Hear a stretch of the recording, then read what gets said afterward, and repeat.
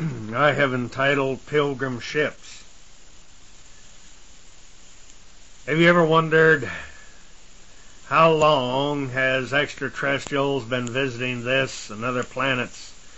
There seems to be irrefutable evidence of history, science, and archaeological evidence that can no longer be swept under the rug by the religious world, by atheists, agnostics, and doubting Thomases. I believe many of these mysteries can now be solved by this, your generation, using evidence in all fields and some common sense, along with an open mind. As National Geographic, Reader's Digest, and many other magazines states that there was a man-like creature that roamed this planet, along with the dinosaurs and mastodons and fertile fields and primeval forests of the ancient world when the earth was very young. If this is true, then how and why did they get there? Were they brought here by what the ancients would call evil gods from outer space? Or would we say some advanced culture and civilization beyond the scope of our imagination? There's a lot of these people who actually believe that these creatures were the leftover of some Frankenstein type laboratory, so to speak, in outer space, and that these people, I'm referring to one citizen who's written in some of his books, he seems to have a lot of evidence that they created these hybrid species in outer space, and then they dumped them off here on the earth. Take, for example, how men on this earth, you hear people in this part of the country, they talk about the Missouri mule. And in the last century, people came from all over the United States and even from Europe to see that this hybrid mule that was crossbred, breeding a jackass and a horse. Because the people in my part of the country, they believe, and I believe it's been substantiated, that you can take a mule, he'll work harder, and he can be stronger than a horse. He can work on a lot less fuel, and he will put in longer hours than a horse. So the mule, he's a hybrid. He was created to cultivate the fields and to work as a beast of burden. And so as we go back and we read a lot of these ancient epics, such as the one of Gilgamesh and other ancient writers that we've spoke of, that they talked about that this was disallowed by the higher gods or the great council. And so were these creatures or created hybrids, were they dumped off here? Are there still some remaining here of these ancient experiments still around that a lot of people say that if you want to believe in it, the Bigfoot, the Yeti, Walk Oma, Stick Man, Hairy Man, and or the Yeti as the Asiatics or the Asians refer to them. There's so much of this evidence that we find very hard to ignore all of it. Then later on we have the Black Man, the Mongolian, and other original aborigines that were called Indians, erroneously in some cases, who go back. Some of them think that they preceded the ancient Babylonians, the Egyptians, some say possibly by tens of thousands of years. Why? And who brought them here? From whence they came? Did they come? Then we have those who were gods, as they were referred to. They suddenly appeared on this earth, and they built great empires such as Babylon, which, whether we like the Babylonians, whether they were good people or bad people, I think that this is irrelevant, because we cannot refute the fact as we study the evidence of history that Babylon was a great center of science and culture, and they had knowledge of the stars, and they spoke of the highways of heaven. Now, how could they have known all of this? How could they have accomplished all of this? Unless there were gods or extraterrestrial lords from space, or at least descendants of space, who wrote of them and who built these great cities. We can only wonder why and how these great cities later, they were, one great possibility, that were they built by the great king, who our Bible tells us that he was driven off or from his world. As Genesis tells us, he was cast to the earth, and he built a great city, and It tells us that he built a great city and then he took himself wives. Now, was this back in the days when the great line of the Sargons took over, who ruled Babylon, Egypt, and India, and then into Asia and to China? The Egyptian Book of the Dead, it speaks of the gods of Egypt, as we've cited to you before, that had enmity between what they considered the evil Seth, or what the biblical account lists as the son of Adam. It seems quite evident that this was a later rival. That was the belief of the old people of Egypt.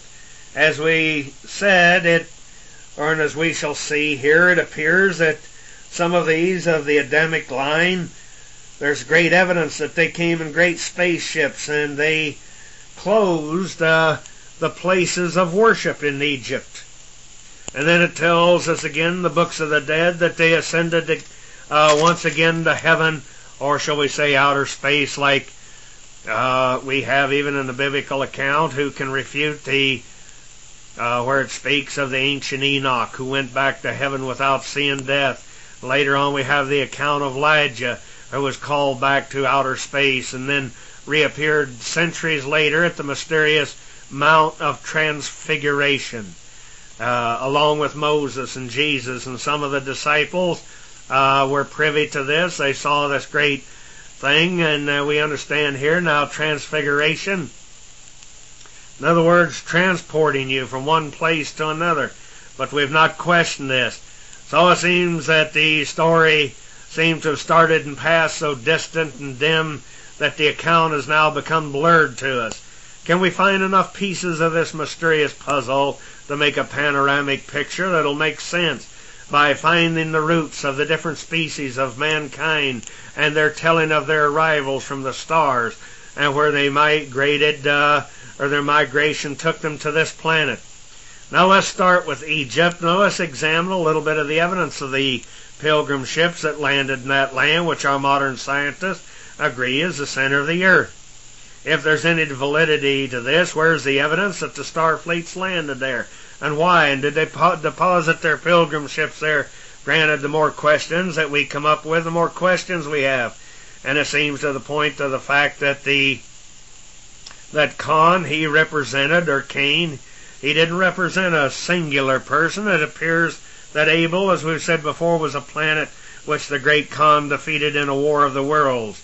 As the parable of the blood of the earth of that distant planet, lost in the deep recesses of history, it cried out for revenge, appealing to a higher entity that might intercede on their behalf. Now you may think I'm wandering off the subject, but it's very important, I believe, that we understand what occurred in the wars of the worlds, as we shall call it, which most of the religious world has never questioned. This lengthy saga, as we shall prove later, that personages, as we've always thought in the singular, such as Adam and Job and Noah, they were not single people, but they represented vast numbers of people or nations. As we'll be delving into the mysterious book of Job, who tells of the wars of these worlds, as we've cited to you before, Revelation the 12th chapter and Jeremiah's 4th chapters, he explains Genesis 1 and 2, which otherwise we could never have guessed at the great evidence of what went on in outer space. We couldn't get this picture of history that is so broad and on such a grand scale that no one has even conceived of it until, what do we say, in our space age. I think that we will find the trouble didn't start in Babylon or Egypt, but it started millenniums ago in outer space, and now is reduced to a very small confrontation. But those of us living here now, we would say it was of no small thing because we're involved. It's rather important.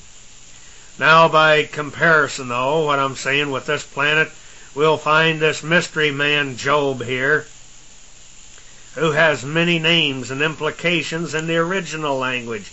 But as I said before, most people have never taken the time to look this up. They've always assumed it was just a parable and about one man.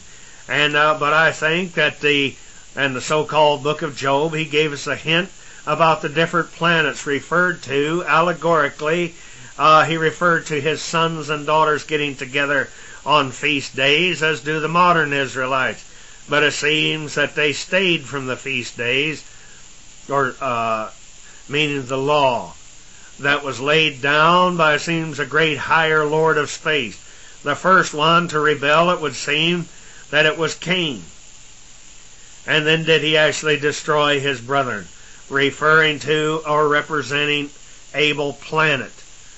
As far-fetched as this may sound, we'll prove this in chapters pertaining to the subject, but I think it's very important to give you a thumbnail sketch here that we might see why these fugitives or pilgrims were they brought here.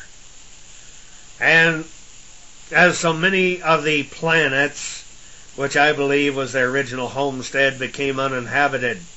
And once again, I would like to remind you of the book of Jude, where it tells about these wandering ships, these fallen angels, and etc., who kept not their first estate or world. Now, why have we not all seen this before? Because the Bible is like a code book. Or you might refer to it also, and my thoughts on this, it's like a time capsule that was only to be opened, to be revealed in a certain age. As we've cited to you before, as Daniel told us in the 12th chapter here, that the Almighty told him to seal it up. It was not for his age or his time, but it was for the age and the end of time. Or when this world order here was to come to the end of itself. But now, is there a possibility that there is somebody here in this age? Because I believe we have the facilities of our hand, at our hands, or fingertips, you might say, to open these things up. I believe that we have a young generation who has the mentality to conceive and to understand this and open up these books. Now, because we're aware, it's a proven fact, of not only the possibility, but we have accomplished space travel, and the knowledge that's contained in all of the ancient writings and now can be cross-referenced here, and we have the technology to understand the scientific implication of the wars or the words of old. Let us cross the centuries now to the time of Napoleon, the man who saved, a lot of people not realized it, it's my opinion, he saved a couple of keys here to the mysteries of heaven or outer space. Now we go back to the year 1798 when he and his victorious French army, they had defeated the last bastions of the Ottoman Empire, or the Turks, in the great confrontation that was called the Battle of the Pyramids. And he became the master of Egypt, as did his predecessor of several centuries before, Alexandria. Now Napoleon, he was also a great student of history, such as his predecessor Alexandria. We've discussed this in other chapters, but unbeknownst to Napoleon, his soldiers, they began using the Sphinx for a target during cannon practice, which Napoleon luckily stopped immediately, saying that the keys that unlocks the secret of how to read the symbols of heaven, such as the lion, the bear, the eagle, and so forth, the religious are probably going to think, well, now he's about to teach us astrology. Not so. The Bible tells us over and over of the ancient astronomical priests who could foretell great events and prophesy things that were to happen according to the alignment of the stars as it was promised by Scripture and so forth, but we won't get into a lot of great detail on that. But by the more ancient of great empires rising and falling. Now it's not talking about individuals, but great personage such as the Messiah is represented in the heavens. And the sign of the Messiah being born to Israel. Now the Sphinx, I believe, it holds a key as to where to start reading the great circular book of heaven called the Bible and the Stars. Now as you look at Virgo representing the Virgin, and then in the heavens also we have Leo the Lion. The ancient astronomers, they would start between these two signs and they would read clockwise. Without the grand old lady of the desert, which a lot of people are not aware of. I've even read men who are supposed to be archaeologists and so forth, and they become confounded, and they did not realize that they understood that the body of the Sphinx represented a lion, a male lion. But then the head was very mysterious. It represented a woman. Now, later of modern generations, they were still not to catch on to this clue, if not one of the greatest keys that was to unlock the language and the history of the past. So I believe that they put that there, the ancient builders of this, so that men in far-off times, if the history would be lost, they would know how to read the astronomical signs of all the heavens, which we find, as we've quoted, all of the nations of the world were aware of all of these different characters in the heaven outlined by the stars. That was to tell the future history to come. But now we find we have some more clues. If you don't go along with that, it was in the following year of 1799 when a company of Napoleon's soldiers were on demolition duty in Rosetta, Egypt. They discovered a compact slab of black basalt built into an extremely old wall. Now their work, it came to immediate halt when it appeared that there was a very perceptive lieutenant. He realized that they had found something, an ancient document that was possibly of great importance. The Rosetta Stone turned out to be the key that was to decipher the language of a culture that had been silent for approximately 1,370 years. Or shall we say 1,370 years. Now on the face of the slab there was an inscription of the distant ancient language of the Greek and the Egyptian demotic script and the Egyptian hieroglyphics, and there was a pictorial system of writing which had baffled experts for centuries. Now the scholars, they leapt upon these clues that they felt it was to unlock the secrets of the hieroglyphics. Now, after many years of painstaking linguistic detective work, we find that the code was cracked. And it is so sad that a grand old hybrid lady of the desert, the Sphinx as I called her, built many centuries after the Pyramid of Giza, it lays silently in the shadow of one of the, they call it one of the last remaining 7 wonders of the world.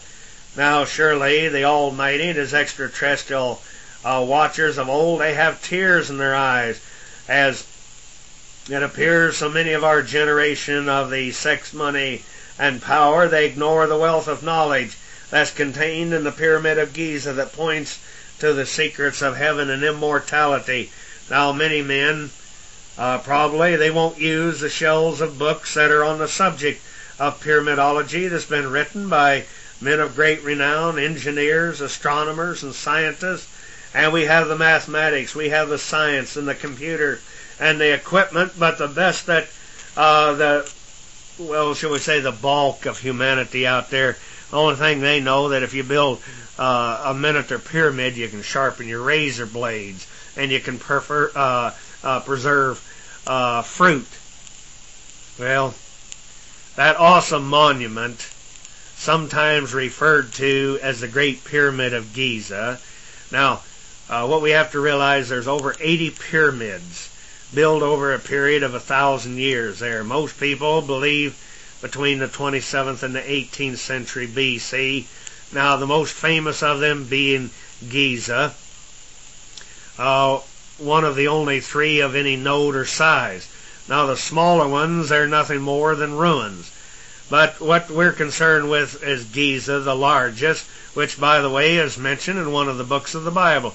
The clearest description can be found in Isaiah 19:19-20.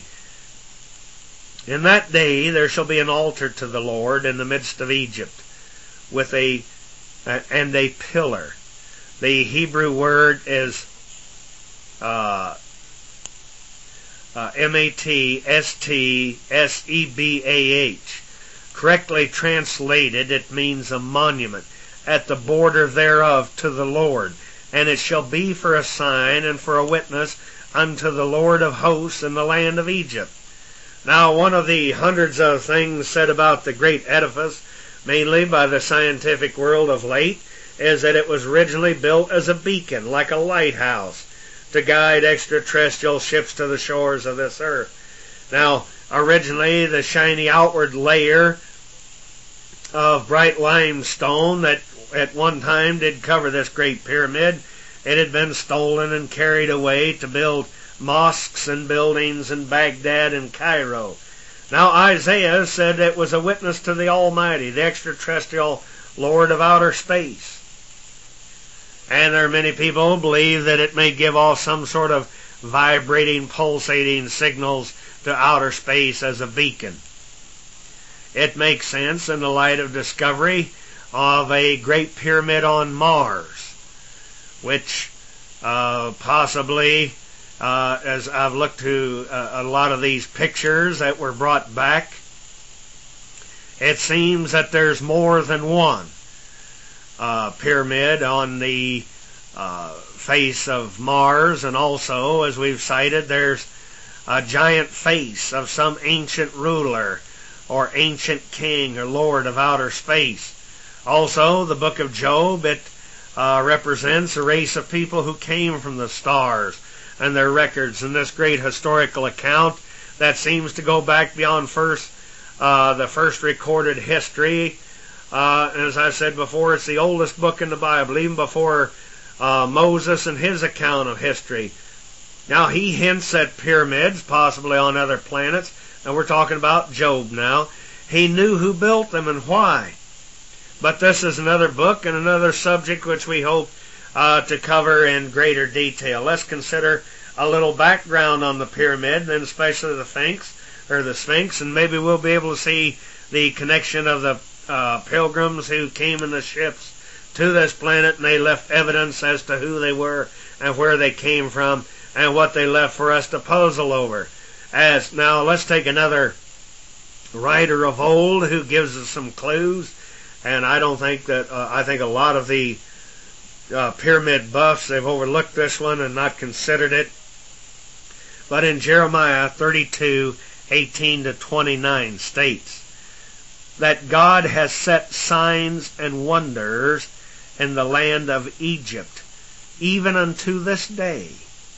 Were there others besides the two mentioned? Now, man has puzzled for centuries as to who, why, and what could so-called primitive man, with only crude tools, how could he have built these great monuments in stone? Only in this age we can speculate without being stoned or tried for heresy. Now, of course, I want to warn you, you may be losing a lot of very fair weather friends along the way who consider themselves very rational souls, such as myself, who lives here in the Ozarks, and a lot of my friends' conversation, or shall we say their wide range of contemplation, may not go beyond coon dogs, chainsaws, pick-em-up trucks, and twice barrels. Now, that's hillbilly knees for double-barrel shotguns. Like one old boy said, if it doesn't happen in this county, I don't care. Now, this is why we've lost our past, and we don't understand why we're here and where we're going and what we're supposed to be doing. Now, in order to unlock the code, as I call it, as to who, where, and why these mysterious pilgrim ships came, and to see if we're not a generation or of a lost descendants of those people that I maintain were dumped on this planet, we have to cross-check the accounts of the books of history and of the Bible, look at the ancient Greeks and the Egyptians and the clues to the pyramid and its ancient builders. Now, who took all the time to carve out the Sphinx? Surely not because the rock was there. Was this pyramid, as some believe, a tracking beacon that could have been seen from the moon with the naked eye, appearing like a reflecting mirror or shiny star-like built by the pilots of the Pilgrim ships? Was it to be a beacon that could lock onto that they could lock onto the earth with their instruments as a visual highway marker. And what other secrets does it hold? It appears that the Greeks, as we go back and we check their history, they were taught by a mysterious people and culture that they came in contact with, who said that the building of the mysterious monument was directed by a strange people who suddenly appeared in the land of Egypt, then mysteriously disappeared. The Greeks were in touch with the ancient civilization of what they called the Ugarit. They were the descendants, so they claimed, of the old pyramid builders. Or did they just return to space to eventually, let's say return here at some future date with some more pilgrims? Or to stop mankind from blowing up the earth and setting off chain reaction in our solar system where we could not possibly ever recover from. As we travel back to the age of Giza, we find ourselves in the time of Pharaoh, in whose reign the great pyramids were built, called Khufu by the Egyptians and also called Cheops by the Greeks. Many people erroneously, they give credit for building of the monument. Not so. Khufu was the second king of the fourth Egyptian dynasties. All of this is supported by the great Greek Herodias, who lived during the period of 485 to 425 BC. Now, according to Will Durant, who wrote The Life of Greece and countless other great works, I personally believe Herodias and other Greek scholars picked up their information from the forgotten Utaric culture.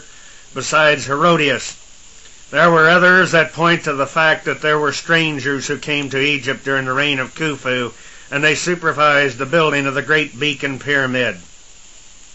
One note that I might make a point of at this time, that there are those of just recent times who claim that the building blocks of the Great Pyramid were not cut out of a quarry, but were manufactured like one would a great cement block.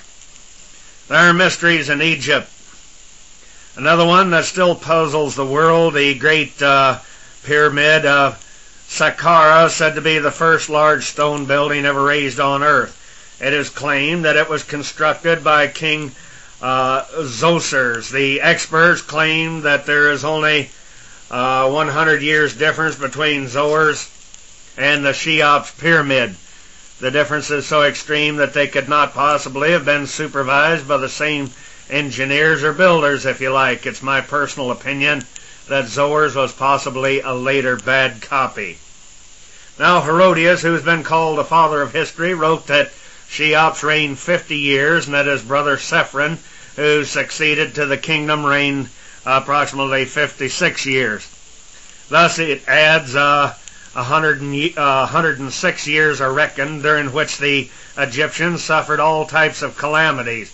And for this length of time, the temples were closed and never opened. Sounds like they were troubled by priestcraft, who we might say their dog and pony show was put out of business when the genuine appeared on the scene. Manetho, the Egyptian priest, explained that the temples were closed during the time of the Shepherd King. That's from Corey's Ancient Fragments, page 68. He writes thus, that there came from the east in a strange manner men of an ignoble race, who had the confidence to invade our country and easily subdued it by their power without a battle. All this nation, continues Manetho, was styled Hyksos, or the Shepherd Kings. The first syllable, HYC, according to the sacred dialect, it denoted a king. Now we might stop at this point, and something that I've quandered over quite a number of years, and I think about the wise men who came to the birth of Christ. As the scripture says, we saw his star in the east. And the predominance of Christendom and the historians, I don't believe that they've ever guessed that it was at this time that Venus moved into close proximity to our planet. As we said, that there seems to be confirmation from what I've understood that the great star, as it's still called by the world, the planet Venus, which I maintain is the house of the Almighty, that it moved in very close proximity between our sun and moon, blocking out the light to the Egyptians and so forth. And as we have cited, it seems to come closer, appear in many other instances. Now, unfortunately, most of the present-day religious world are not acquainted with Bullinger's works, which in the last century people lauded him as one of the great scholars. And one other point before I continue here, I want to remind you that I said that it had a great deal to do with Gideon and supposedly stopping the sun. Well, the sun's not going anywhere. It's the center of our universe, and we're all rotating around it. So we hope to cover this in a greater depth about Gideon in a later tape. But the thought comes to me that man has never guessed, or even bothered to guess in his wildest dreams, that these great kings that came to the birth of Christ and brought their token presents, which have a lot of symbology in themselves, that these were kings from other worlds and other places that came here.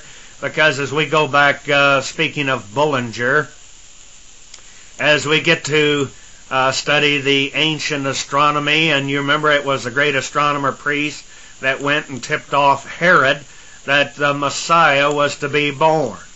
Now, how did they know this? Well, it seems that all of the history and the ancient astronomical maps of the old world, they showed that when what is called Virgo, and it represents Virgo the Virgin, we find that there was a period there where Aquilus the eagle, this star was to move into the head area of Virgo the Virgin, and then later on, after a period of time, would drop down into what would be known as the womb area, telling Earthman that there was something of a great magnitude here that was to take place, that was to change this world, that the Almighty Incarnate was to be born, who was to be called the Son of God, the one that the prophets of old, Isaiah, spoke of. Unto us a child is born, a son is given, the mighty God, the everlasting Father, the Prince of Peace. And it goes on to say the government would be upon his shoulders, and he was Emmanuel, meaning the God, the Heavenly Father, dwelling with us, incarnate as a son. But we have to remember that the ancients, the reason that they hated him, because as it prophesied, he would come in the Father's name. And we find the Greeks called him Yeshua. And the religious world today, when they sing Hallelujah, this is short for Yahweh, the ancient God of Israel, of the Adam descendants. And so he did indeed come in the Father's name. But now continuing on, it is my opinion that the greatest clue that's overlooked by the scholars for centuries, two thoughts on this subject. We have said that a lot has been lost as the account has passed back and forth between the different nations and the cultures and the language of the ancient Greek. And we find that even the old Hebrew and the ancient Greek, it's lost to the modern. And then they start to mix it with the Latin, with the Aramaic, which a lot of these scholars say was the ancient Chaldean language, and the Hebrew and the Ugaritic. And when they got the king part right, implying that there was a great ruler from the word Hyks, H-Y-C, or space prince, I believe. This became bastardized. That's what they did to the language. They bastardized it by the vulgar tongue of the earthmen as they corrupted the languages, and they lost the ancient significance. They ran the words together. The here a lot of them, they talks about Hyksos, S-O-S, and I believe it was a corruption of S-O-O apostrophe S, which would be the flying ships or the Sioux ships, as we've proved from the Hebrew and the Chaldean language. So now if there's a possibility that this is true, then this means that these two words meant a king who flies, as in the solar ships, as the Egyptians called them, or the Sioux of the ancient Hebrew or the Chaldean description of a metallic or metal type ship with pilots, as we've pointed out that they were the Cherubs or the captains of these great extraterrestrial fleets.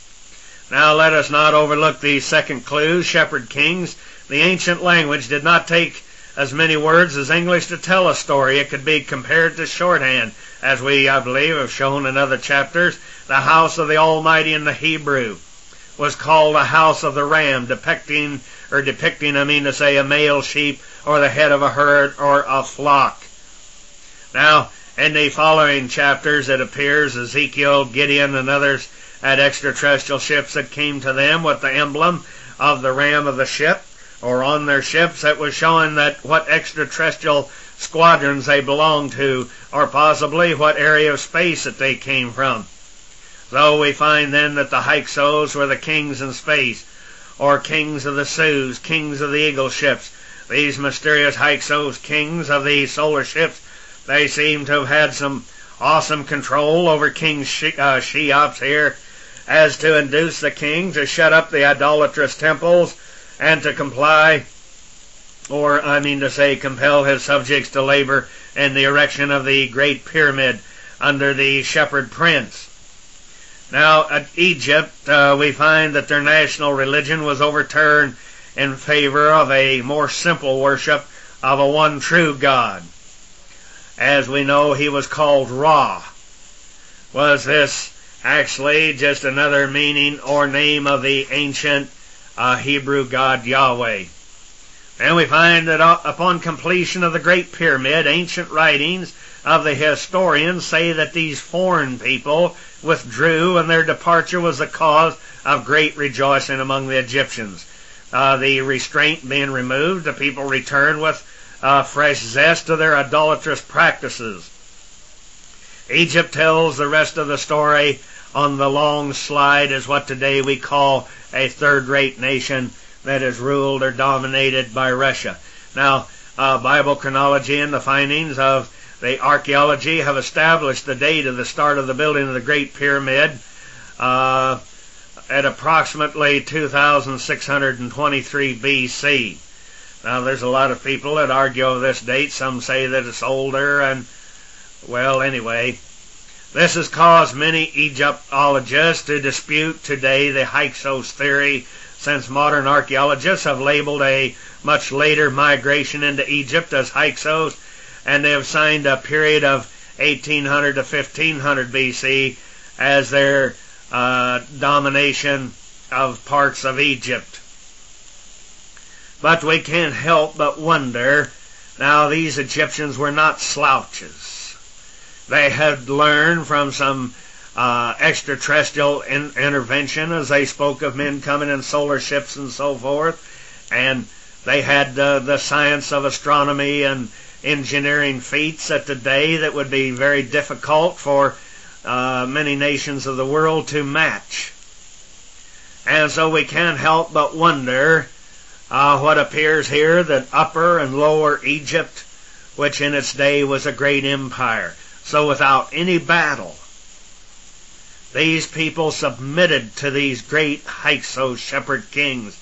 And once again, we would remind you, as we refer back to our chapter of Jonah and his UFOs, that when there's a great mighty extraterrestrial fleet intervening from space, then they come here and they decide that they want to build a beacon or a monument or whatever it is. There's a lot of things that we could go into about this pyramid. There's been volumes written through the last 150 years. Men have devoted their life to it. And so, myself, I'm just speaking for myself, I will take the blame. I have fairly broad shoulders, and I will take the blame upon myself, but I believe that it could be built by none other than men who brought the design, the engineering, the plan, the purpose to this. And as, Isaiah 19:19 speaks of this great monument that was to be a witness to the Lord, the great Lord of space and the latter days. And in future tapes here, we're going to bring out, I believe, a lot of really fantastic, exciting, wonderful evidence and see if we can't correlate this, because even these pyramidologists, a big part of them, have overlooked what some of the other prophets of old were to say about these pyramids, and we'll find a correlation between those on our planet and on Mars. And there have been hints that they exist on some other planets throughout space. Well, it is generally agreed, however, that the beginnings of the Hyksos control of Egypt are obscure, and that during the period of the 3rd and the 4th dynasties, the Egyptians, they furnished the labor for the erection of several pyramids, culminating in the final and the Great Pyramid of Giza, also called Cheops. And by the way, the word Giza has been spelled 20 different ways, and nobody knows the exact spelling, but the name itself implies and means in the exact center of the earth. And it also seems to imply in the center beside thereof. Now Herodias, he informs us that the construction of the Great Pyramid commenced only when a sufficient force of skilled masons were available. He wrote that they worked to the number of 100,000 men at a time, each partly 3 months, and it took 20 years labor throughout some records, and add 10 years for the so-called cutting of stones and preparing the site. Now, according to Professor Flanders Petrie, 1 3-month period fell during the inundation of the Nile, when field work was at a standstill, and the service of 100,000 men could be used then for the transporting of the stone. They were easily obtained. The stone cutters and masons were probably engaged all year round in the quarries, if this is true, if it was actually quarried, but I don't want to argue about that. But anyway, the pyramid itself, it was built using a great number of people. Now Herodias, he continues, the pyramid was first built in the form of a flight of steps. After the workmen had completed the pyramid in this form, they raised other stone casings by means of machines made of short beams from the ground of the first tier of steps. And after the stones were placed there, it was raised to the second tier by another machine. For there was as many machines as there were tiers or steps, or perhaps the same machine. If it was easily moved or raised from one tier to the other, as it was required for lifting the stones, would the machines that lifted them in place possibly be airships? Now Herodias, he also states that Cheops never used the Great Pyramid as a tomb, but was buried elsewhere, namely in a subterranean region on an island surrounded by the waters of the Nile. This is confirmed by the historian Diodorus Siculius, who says Cheops was buried in an obscure place. An additional archaeological confirmation has recently been discovered, and an inscription on a scarab that was found by the Egyptologist Abdul Monim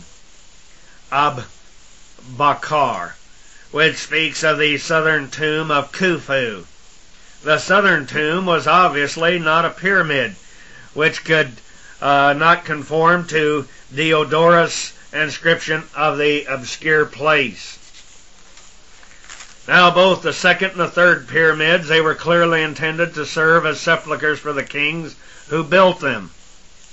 In historical times, well-known visitors left records of their description of the Great Pyramid, but perhaps the first modern traveler who carefully and successfully examined the pyramid was Nicholas Shaw. In 1721, he was soon followed by others, including John Graves, professor of astronomy at Oxford University. At this time, we probably ought to ask you to please turn your tape over, and you may have to turn it back just a little bit.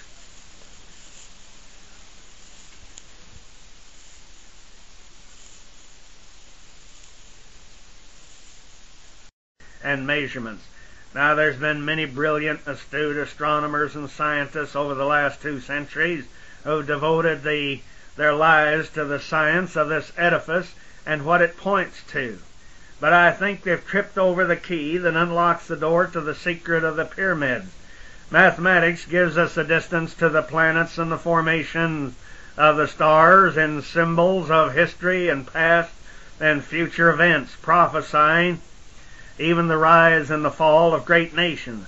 Now let us look and see if it was not a prophecy made a few hundred years ago before Christ, which told of a great event that was to occur in Egypt, causing the nation to become destitute in the last 4 decades of our present history. A brief example is found in Isaiah 19, as we have mentioned. The first verse tells of a Lord who comes in a swift cloud, or a leader of a great earthly ruler in this case. Now, this is not talking about outer space men here, but it's talking about earth men who flew to Egypt in an airplane from Russia. And the 4th verse of the chapter, the Lord of Lords tells Isaiah that he would turn the Egyptians over to a cruel Lord who would rule over them. Back to the 1st verse, he tells that he would cause the idols of Egypt to be moved out of their place. They were mostly statues of kings that had been raised to the god level by the Egyptians. I personally remember when I was a young boy in the 40s, when school children in this country, they were asked to bring their nickels and dimes and quarters to school to be sent to the National Geographic and others to move the idols out of the Aswan Dam before Russia, this cruel lord, as described by the prophet, who was to build the great Aswan Dam that was to stop the flow of the Nile, which provided fresh topsoil. Now, verse 7 tells of those that were put out of business who grew paper reeds for making fine paper. Now, verse 8 tells of the fishermen who were to trap fish in the small inlets that had been dammed up during the flood of the Nile, trapping fish and put out of business by the dam once again. Now, verse 9 tells of the growers of fine flax that were put out of business, and verse 11 tells of the ones who called themselves the sons of Pharaoh, but who had become brutish. In other words, stupid. Verse 15 tells what happened when Russia took over the government. There's no work for Egypt.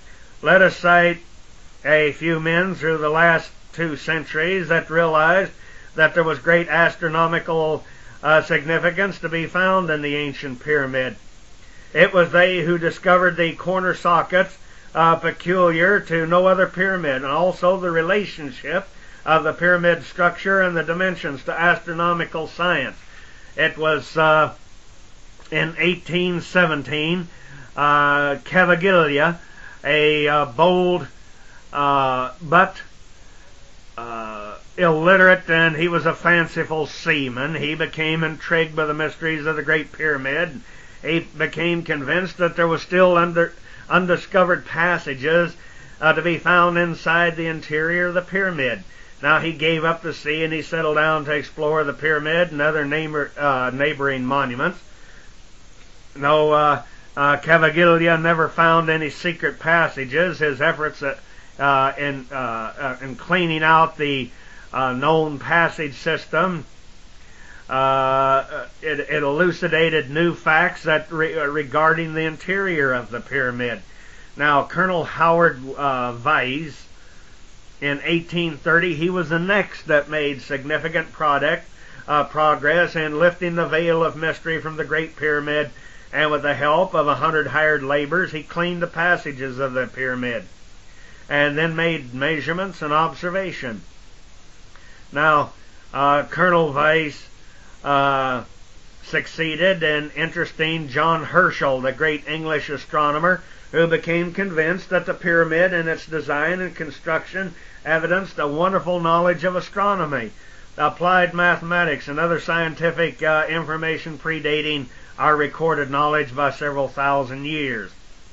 Now, Mr. Robert Menzies of Leith, Scotland, is given credit for being the first to attract general attention to the assertion that the Great Pyramid was a treasury of divinely given wisdom embodying great chronological and meteorological and astronomical, mathematical, historical, and biblical truth. He also contended that it was a storehouse of wisdom, remained sealed by divine appointment, pardon me, to be revealed to those. Let me try that again. Now I'm over my little coughing siege. I apologize for that, but I've had a cold. I haven't been able to shake for a few days. Now, he claimed that all of these things, that they were concealed by divine appointment, that was to be revealed to those now living, to whom the truth would bear witness at a time when they would be most needed. Now, I didn't write this. This is what he said. Now, is there something to it? I believe that there is. The Bible says so, and these scientists and astronomers and so forth, they must have based it on some interesting facts. Now, later we find here that John Taylor, he was a London publisher. He was a gifted mathematician and amateur astronomer. He began a study of the pyramid in order to analyze the results from a mathematician's point of view. This conclusion was that the architect of the Great Pyramid was not an Egyptian, either by race or religion. He believed it would be found eventually that the measurements and the contours of these structures and passage systems and its chambers were intended to indicate and symbolize a prophetic and historical record, especially in relationship to biblical revelation. Now, one point that I would like to make at this time, as we've cited to you, in case you have forgotten, and another tape, that I believe I'll go along with this man, because the pyramid was laid out on the ancient sacred cubit, which was 25 inches. Now, later on, this was polluted and distorted to 24 and a third or 3/4. I forget right now. It fails me, but the Egyptians were the first to bastardize these measurements. So if you're going to use something mathematical, you have to have the formula that it's based on, or it never will come out. But we'll leave that as it may. Now, it remained, however, for Professor Pizer Smythe. He was an astronomer for Scotland. He was to lift investigation and study of the pyramid into the into the realm of applied science. Now, with his wife, this astronomer, he spent several months at the Great Pyramid, directing a very large group of assistants who made scientific and accurate measurements and observation, and the results were published in 3 large volumes nearly a century ago. Now, a lot of people are probably saying, what has this got to do with the Greeks? What has this got to do with Pilgrim Ships? What has this got to do with Homer and the Iliad? We are trying to present here and give you a cross-section for those that say, well, I don't want to hear somebody, it's just a Bible thumper that beats on the Bible. And then we have those that don't want anything to do with the Greeks. They don't want to take the time to understand that. And then there are those that are interested, and those that have not heard of the Pyramid of Giza and pyramidology. And now there's a lot of erroneous stuff, believe me, my friend. When something rises to the apex of popularity, there's all kinds of people that get in on it and try to capitalize on it. But we're trying to show you a great correlation here between astronomy and science and mathematics. So then when we do get to Homer's ships and so forth, where it appears that there's some mathematical renditions in that, then we'll be able to understand this a little better. Because it's very puzzling, as we will note later on, that where it talks about Jason, who comes back with the 50 oarsmen. Now, was he talking about in a Jubilee year? We've pointed out many other facts about cycles and their movement about the sun and astronomical measurements. There's a lot here yet to be found, and I hope that I can stir up somebody who's a good astronomer, and or more than one hopefully, and people who are into the science who will look at this in a positive way. We cannot but believe that there are other advanced civilizations, shall we say a flying race, who can measure the earth from space, and who were able. How else would you set the pyramid in the exact center of the earth? The Great Pyramid, it was placed in the exact center of all of the land area of the world. Now we find that lines drawn through the north and the south and east and the west axes of the pyramid, they divide equally the earth's terrain. Now, the north-south axis of 31 degrees and 9 meridian east of Greenwich, which is the longest land meridian, and the east-west axis of 29, 58, and 51 north, the longest land parallel. Now, the architect knew where to find the poles of the earth, as evidenced by the high degree of accuracy in orienting the building true north. Now, modern man's best effort, the Paris Observatory, is 6 minutes of a degree off of true north. The Great Pyramid today is only off 3 minutes, and that after 4,200 years, due mainly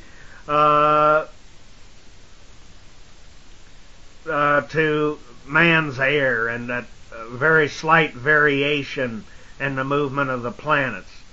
Now, some near perfect orientation is exceedingly hard to secure, even with our modern astronomical equipment, and seemingly impossible without it. Now, if the knowledge of the magnetic needle was known, it would have been of little value. It points to the magnetic north, but not to the true north. The celestial pole is a point, usually a star, through which the polar axis of the earth would pass when it was projected to the star sphere. Now, as I was speaking just a second ago, let's go to the Pilgrim Ships. Now, this series of tapes and this program that we've put out is called Pilgrim Ships, after a chapter in Bullinger's book called Argo the Ship. It helps you to understand the correlation between the signs of the celestial bodies in the Bible that refers to them over and over. Well, we'll be dealing with the celebrated ships of what they call the Argonauts, which Homer sang about 1,000 years before Christ. In this case, Homer referred to Jesus as Jason, the great captain who with his boatload of brave men looked for the golden fleece and to retrieve it from the serpent. Now, Homer's story had a great prophetic insight, telling of Jason coming not just once but twice in 2 ships with his brave band of sailors or fishermen. Now, although he brought back an unaccountable amount of pilgrims, equated to the sands of the sea and the stars of the heaven, as was promised by the ever-living to Abraham, that his offspring would become a multitudinous race that was to be beyond accounting. It would he multiplied the stars many times and told you still didn't have the figure. And he talked about the sands of the sea, could not even count his offspring or his children. We find that there were astronomer priests who knew by the great astronomical alignment or the configuration of the stars that the Messiah of Israel was to be born. But the religious world has lost, it appears, all knowledge of astronomy as related to the Bible centuries ago. But Bullinger, who lived nearly a century ago, he gives us clues and great proof of the correlation between the Bibles and the stars and the secrets that they hold. And is it not time that this generation could possibly, you be the ones that would unlock and hear and understand these things? Now we find Bullinger's book, The Witness of the Stars. It was first appeared in August 31, 1893, and it was reprinted until the mid-50s. Now, as we read from a different angle of the great truths of coming and going to heaven and the judgment to be rendered, as it speaks of, upon the wicked nations and individuals, which is about to become, my friends, a reality in our time. Now, for centuries, men have talked about the end times, or what they allude to as the Battle of Armageddon. Do the stars speak of the final judgment of the evil nation? Now, he has one, he refers to Ara, the altar. As we've explained what the altar is, that it refers to the house of the Almighty. It refers to His home, and men have misunderstood it, thinking that it was something different. But it goes on, and in Bullinger he speaks of a consuming fire prepared for his enemies. Here we have an altar, a burning fire, that is placed significantly and ominously upside down, with this fire burning and pointing towards the lower region, as the men of old, they call this earth Tartarus, or the abyss, or outer darkness. Tarius is the ancient name for earth. Now, it is an astrum with 9 stars, of which 3 are of the 3rd magnitude, 4 of the 4th, and so forth.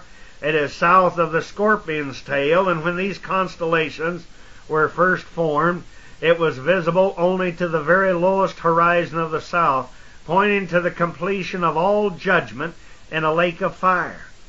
Now we find in the zodiac of Dendra, we have a different picture, giving us another aspect of the same judgment. It is a man enthroned with a flail or a whip in his hand.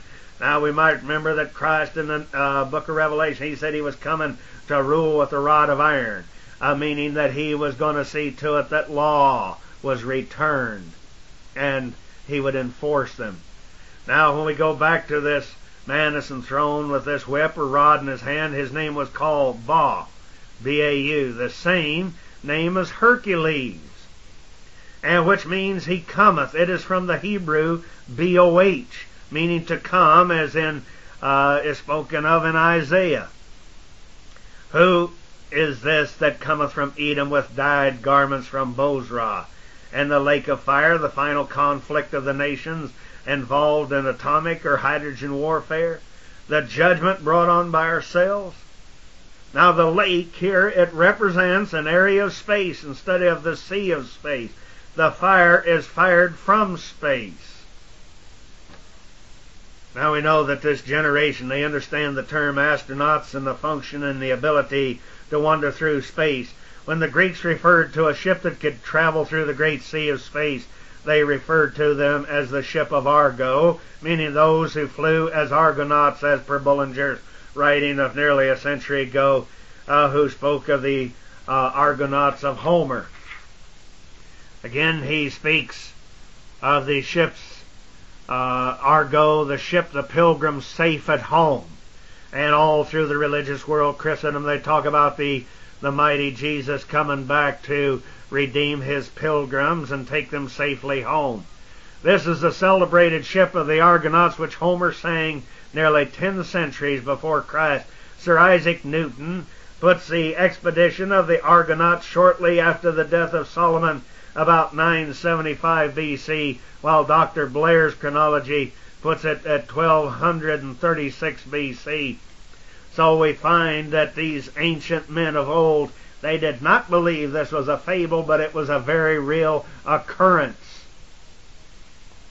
Whatever fables have gathered around the stories, there can be no doubt as to its great antiquity. Some think that the story had its origin in the name as well as in the fact from the Ark of Noah and its mysterious journey. All this is clear when divested of mythic details, and that the sailors in the ship, after all their dangers and toils and the battle was over, they came back victorious to their own shores. The golden fleece, for which the Argonauts went in search, tells of a treasure that had been lost. Jason, the great captain, he tells of him who recovered it from the serpent, which guarded it with ever watchful eye when none else was able to approach it. Thus, through the fables and the myths of the Greeks, we can see the light primeval shine in this light once again seen. Lights of this sign and its constellation, so that their teachings cannot be misunderstood. Now, for example, Matthew 13:44 gives a parable of a treasure hid in a field. As Christ told us, it meant the world, and the man sells all that he has to go and buy it. The writer of centuries ago made a particular statement that I'd overlooked when first reading this old book of 20 years ago. But after 3 decades of research, some very strange things started to fall in place were opened up for me. And I opened a can of worms that only could be proved by putting all of this together. One cannot wonder what was this author of a century ago was thinking when he connected Homer's celebrated ships of the Argonauts who would return to this earth with this statement, the Ark of Noah and its mysterious journey. We're going to get into that later. Boy, I've had some of my dearest friends that I esteem, and I think that they're great biblical scholars and that they have an open mind.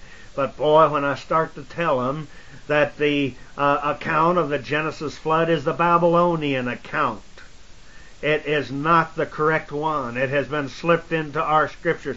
Oh boy, they get all bent out of shape because they have a mindset. They've been programmed their whole lives on this. Just like I was. But my friends, I had to go back and take another look at it. And I think later on, if you keep an open mind, and if you don't believe me, my friends, you should at least hear it out. So you will know where I make my mistakes, and you'll be able to combat me. Now remember Homer's song. He sang of an ark or a ship that was coming to take the star sons back to their homes in outer space.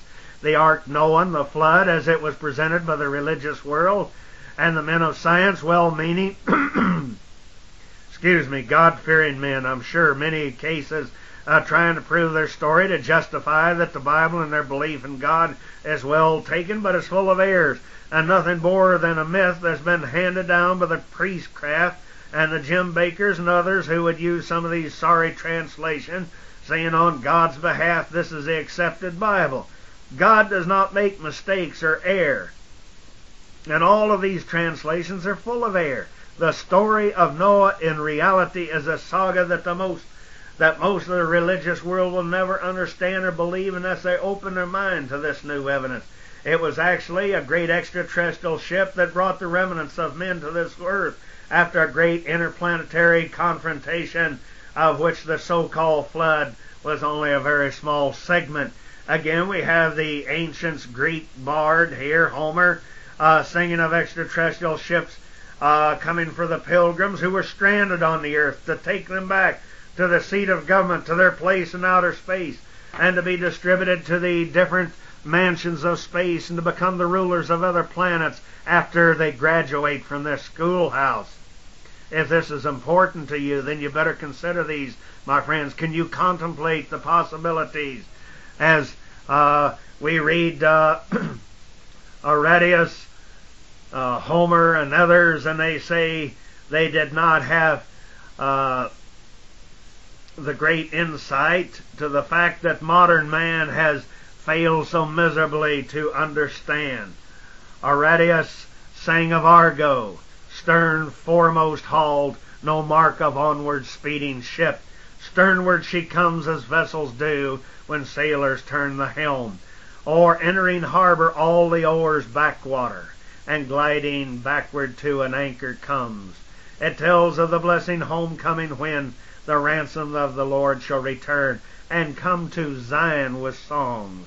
And everlasting joy upon their heads they shall obtain joy and gladness, and sorrow and sighing shall flee away.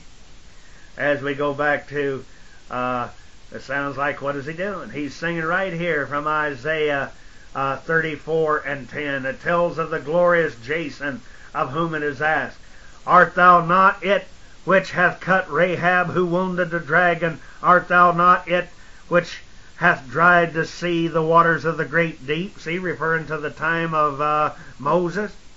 Continuing now, thou hast made the depth of the sea a way for the ransom to pass over. Therefore the redeemed of the Lord shall return, and will come with singing unto Zion, and etc. Isaiah, the 2nd chapter, 9-11. Now the Greco-Judean equivalent of Joshua or Jesus Zion is the mighty seat of the government in outer space, the third heaven, Sinai, New Jerusalem, Luz, house of God, the altar. Now let us go to the astronomical alignment of the planets that make up what they call Cancer. For the Lord hath redeemed Jacob, and hath ransomed him from the hand that was stronger than thee. Therefore shall come and sing in the height of Zion. The height, something up high. And shall flow together. In other words, fly to it. To the goodness of the Lord. Jeremiah 31:11 and 12. Note the height of Zion, high up in outer space, like John of Revelation visited and others. This is the return of the great emigrant ship Argo with all of his company of travelers. For this is the meaning of the word Argo. In Grichner's Egyptian panosphere, Argo is represented by two galleys, as we now have two sheepfolds, which proves are surmounted by ram's heads, and the stern of one of them ends in a fish's tail. One of the two occupies 4 segments of the sphere from Taurus to Virgo, while the other occupies the 4 from Leo to Capricorn. One half of the southern meridian is occupied by these galleys and their construction and decorations. Astronomers tell us that they carry us back. The one to the period when the bull opened the year, to which Virgil refers, and the other in the same epoch when the summer solstice was in Leo, an era greatly antecedent to the Argonautic expedition. How else, they ask, do we account for the one ship having her bow in the first decan of Taurus and her poop in the last decan of Leo? Or for one galley being frightened with the installed bull? Now we've told you how the ancients referred to Venus as the bull, and the other with the celestial lion. These are the words of an astronomer who knew nothing whatsoever of our interpretation of the heavens, which is set forth in his work, and the old author quotes, "The 2 sheepfolds represent extraterrestrial brothers living in different worlds or mansions which the Christ spoke of, the witness of the stars. It will indeed be a large vessel, the true Argo, with his company of travelers, and a great multitude which no man can number." All of this is indicated by the immense size of the constellation, as well as by the large number of its stars. Now there are 64 stars in Argo, that's reckoned by the Britannic Catalogue. 1 of the first magnitude, 6 of the second, 9 of the third, 9 of the fourth, and etc. Only a small part of the ship's poop is visible in Britain, its brightest star. Now A, near the keel, is called Canopus or Canobus, which means the possession of he who cometh, the released who traveled, Shohil, Aramaic. That also the Aramaic describes it as the desired, Subailon, the branch. It is not all of this exactly in harmony with the rest of the sign? Is it not this that is written in the book? Therefore fear thou not, O my servant Jacob, saith the Lord. Neither be dismayed, O Israel, for lo, I will save thee from afar, and thy seed from the land of their captivity. And Jacob shall return and be in rest, and be quiet, and none shall make thee afraid. For I am with thee, saith the Lord, who will save thee. Jeremiah 30 verses 10 and 11. I'm still quoting. This is from Bullinger. This is what they put in nearly 100 years ago, but they did not get or understand the extraterrestrial connection and how this would be accomplished. How could they? But they knew that there were ships that flew. And they go on to quote, "Lift up thine eyes around and see, all they that gather themselves together, they come to thee. Thy sons come from afar." That's outer space, friends. "And thy daughters shall be nursed at thy side, and thou shalt see and flow together." See, flow, in other words, fly, my friends. But they had to wash it down a little.